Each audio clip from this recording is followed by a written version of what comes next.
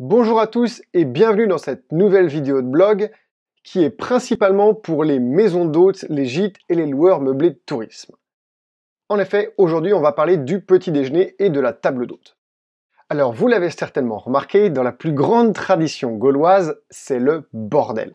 Personne ne sait ce qu'il faudrait faire, il y a plein de gens qui prennent la parole, mais il n'y a pas de recommandation officielle, il n'y a pas de certification officielle, et il n'y a certainement pas de la part du gouvernement un vrai plan qu'on pourrait suivre. Donc en gros, il y a plein d'initiatives, mais il n'y a aucune annonce officielle qui pourrait vraiment nous dire voilà ce qu'il faut faire, voilà comment il faut le faire. Et à mon avis, il va falloir attendre longtemps avant qu'on accouche d'une souris. Donc ce que je vous propose, c'est tout simplement qu'on utilise notre bon sens et qu'on mette en place et que nous soyons à l'initiative parce que au fur et à mesure qu'on va réouvrir, on va avoir besoin d'apporter des réponses pour nos hôtes.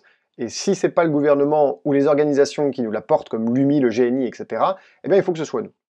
Donc peut-être que ce que je vais dire dans cette vidéo va être périmé très rapidement avec l'actualité, mais en tout cas, il faut des réponses et il faut commencer à avancer. Donc j'ai passé pas mal de temps et je me suis fait aider pour rechercher un petit peu toutes les différentes options qu'il y a et qui sont acceptables pour le petit déjeuner et pour la table d'hôte. Alors on commence. La numéro 1, c'est le bon vieux petit déj au lit, bien évidemment. Le plateau petit déjeuner. Donc en gros, super simple, c'est vous montez un plateau petit déjeuner en chambre comme le font le room service des hôtels. Vous le déposez devant la porte, donc pas de contact direct avec la personne, vous frappez sur la porte, petit déjeuner, il récupère le plateau, et puis lors du ménage des chambres, vous débarrassez tout ça. Bon, ça limite énormément le contact. Bien évidemment, le problème c'est que ça rajoute dans le nettoyage des chambres, et puis éventuellement, on sait bien que la bouffe en chambre, ils peuvent rapidement faire des tâches, ils peuvent rapidement en foutre un petit peu partout.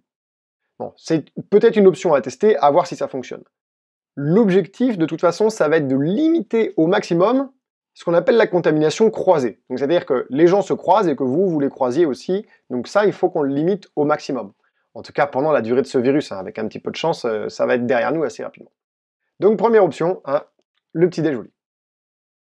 La deuxième option, et elle me plaît pas mal celle-là, c'est d'imposer des horaires de passage à vos hôtes. Tout simplement, donc, par exemple, chambre 1, petit déjeuner à 8h, chambre 2 à 8h30, chambre 3 à 9h, et de faire un roulement.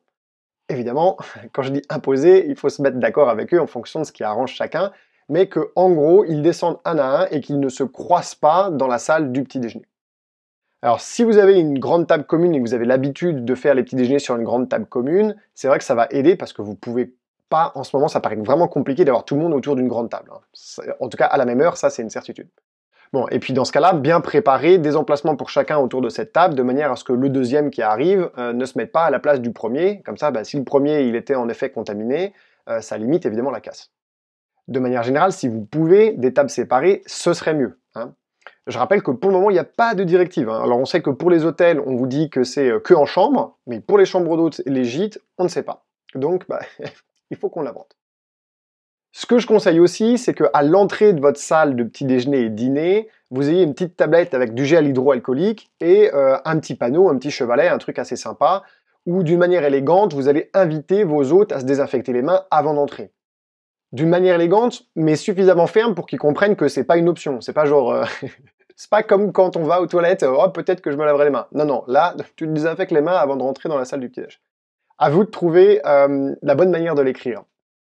Donc table séparée, idéalement, si vous le pouvez, c'est top, comme ça. Chambre numéro 1 descend, il a sa table, chambre numéro 2 descend plus tard, ils se croisent pas, ils touchent pas les mêmes endroits, c'est plutôt rassurant.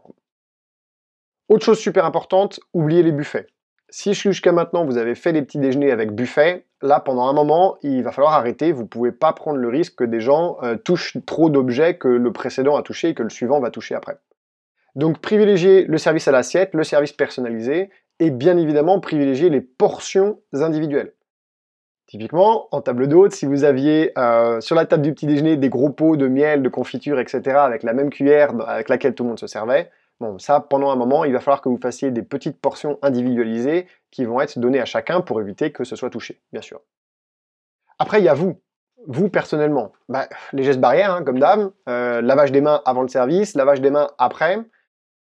Port du masque, pourquoi pas, j'en sais rien, à vous de voir, je pense que c'est quand même un petit peu éloigné de la culture chambre d'hôte et gîte, mais bon, si vraiment vous voyez quelqu'un ou vous pensez qu'il pourrait bien l'avoir parce qu'il tousse, parce que vous...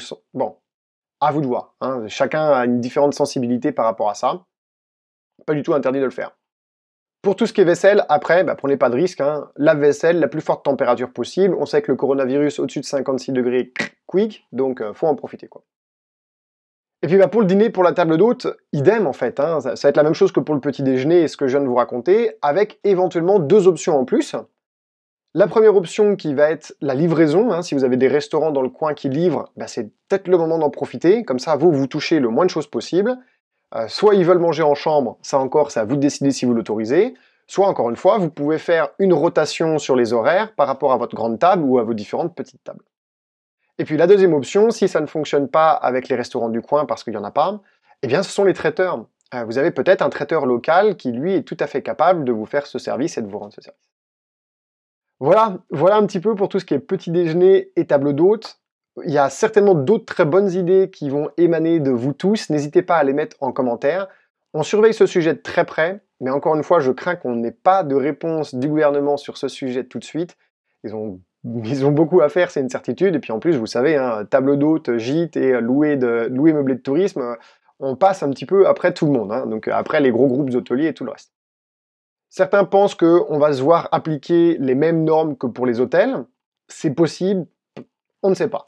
Peut-être, on ne sait pas. C'est comme la bourse, on ne sait pas. Donc ça sert à rien pour le moment d'en parler et de faire des suppositions. Comme on ne sait pas, il faut agir. Donc prenons déjà ces premières bonnes idées, appliquons-les, et puis demain, quand on aura des consignes, si vraiment elles nous sont imposées, eh bien on fera le nécessaire pour se mettre à jour, tout simplement. Voilà, bon courage pour cette nouvelle semaine de confinement qui, logiquement, devrait être l'avant-dernière semaine de confinement. N'oubliez pas que pendant ce confinement, vous pouvez en profiter pour planifier un rendez-vous de diagnostic gratuit avec nous. Alors je vous rappelle que le principe de ces rendez-vous de diagnostic, c'est qu'on va faire un appel téléphonique ensemble, ou WhatsApp, ou Skype, ou Messenger, bref, ce que vous voulez, hein, il y a plein de moyens de communication. Et pendant environ 45 minutes à 1 heure, on va aller creuser ensemble dans votre commercialisation pour en extraire les points forts et les points faibles.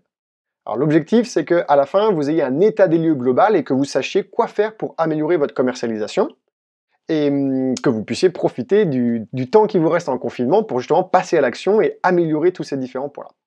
Encore une fois, un rendez-vous de diagnostic qu'on offre en ce moment, en temps normal, on facture ça 99 €, donc n'hésitez pas à en profiter pendant le confinement. Et puis pour réserver un rendez-vous, c'est super simple, je vais vous mettre le lien en dessous de l'écran.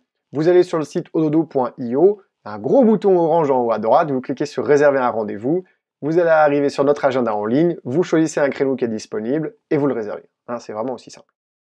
Vous pouvez également vous abonner à notre chaîne YouTube, je vais mettre à l'écran la petite consigne pour le faire. Ça va vous permettre de recevoir une notification à chaque fois qu'on met une nouvelle vidéo de blog sur YouTube.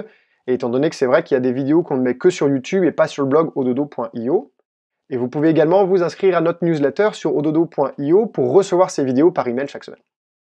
Voilà, bon courage à tous pour cette semaine. Je vous retrouve dans la prochaine vidéo de blog. On est en train de travailler dessus. Encore une fois, s'il y a des sujets que vous aimeriez que nous adressions dans les vidéos de blog, eh bien n'hésitez pas à mettre des commentaires sous les vidéos. On regarde et on s'adapte.